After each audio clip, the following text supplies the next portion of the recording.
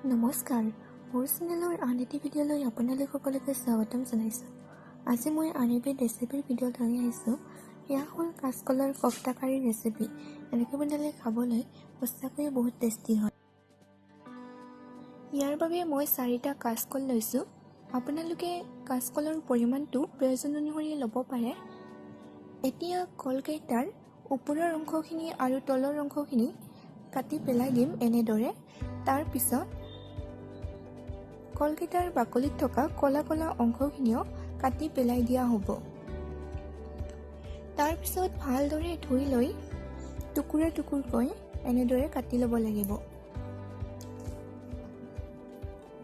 তাৰ পিছত এটা প্ৰেছাৰ কুকাৰ লোৱা হ'ব আৰু তাতে কলকেইটা দিব লাগিব।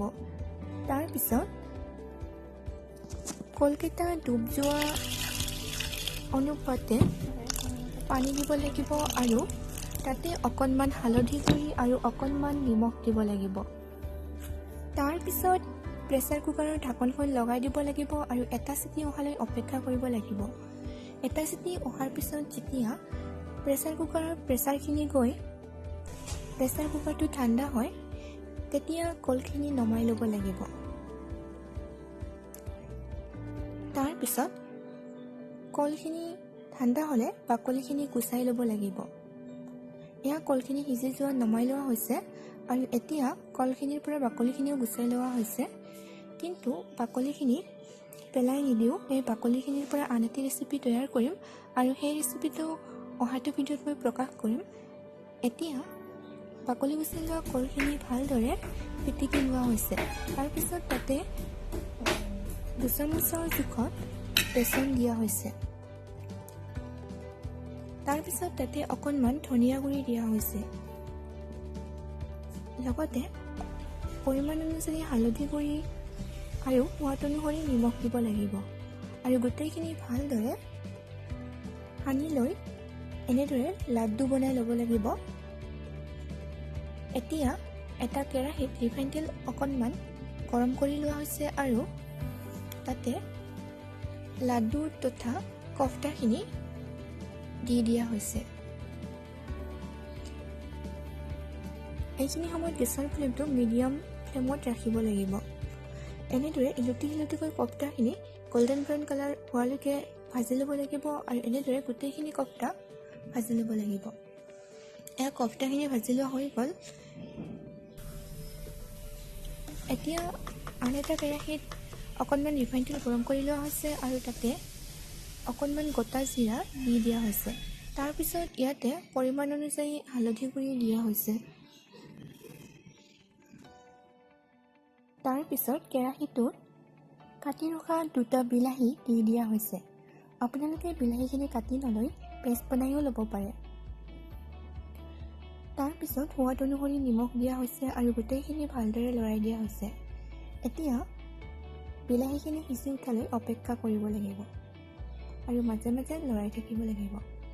এনেকৈ বনালে কফতা কাৰী খাবলৈ সঁচাকৈ বহুত টেষ্টি হয়। আপোনালোকেও বনাই খাব আৰু কেনেকুৱা পায় মোক কমেণ্ট কৰি জনাব। লগতে মোৰ চেনেলটো যদি এতিয়ালৈকে ছাবস্ক্ৰাইব কৰা নাই প্লিজ ছাবস্ক্ৰাইব কৰি দিব। কিছু সময় পিছত ইয়াতে অকণমান ধনিয়া গুড়ি দিয়া হৈছে। তাৰপিছত গোটেইখিনি ভালদৰে লৰাই দিয়া হৈছে। তাৰপিছত ইয়াতে জালুক, জলকীয়া, আদা আৰু ধনিয়াৰ পেষ্ট অকণমান দিয়া হৈছে আৰু গোটেইখিনি ভালদৰে লৰাই দিয়া হৈছে। এতিয়া বিলাহীখিনি ভালদৰে সিজি উঠিছে আৰু তেল বিৰিঙি উঠিছে। সেয়েহে ইয়াতে 1 চামুচৰ জোখত বেচন দিয়া হৈছে আৰু গোটেইখিনি ভালদৰে লৰাই দিয়া হৈছে।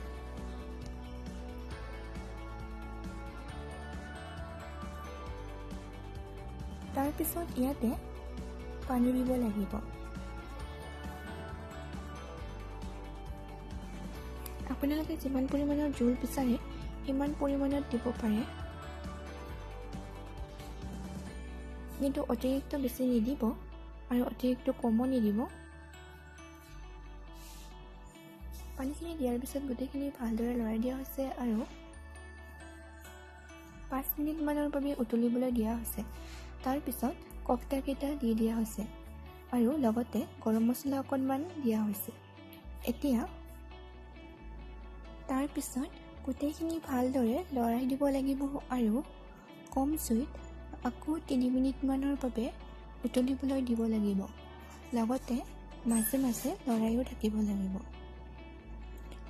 এনেদৰে 3 মিনিটমান হৈ গ'লে আমাৰ কফটা কাৰী ৰেডি হৈ যাব।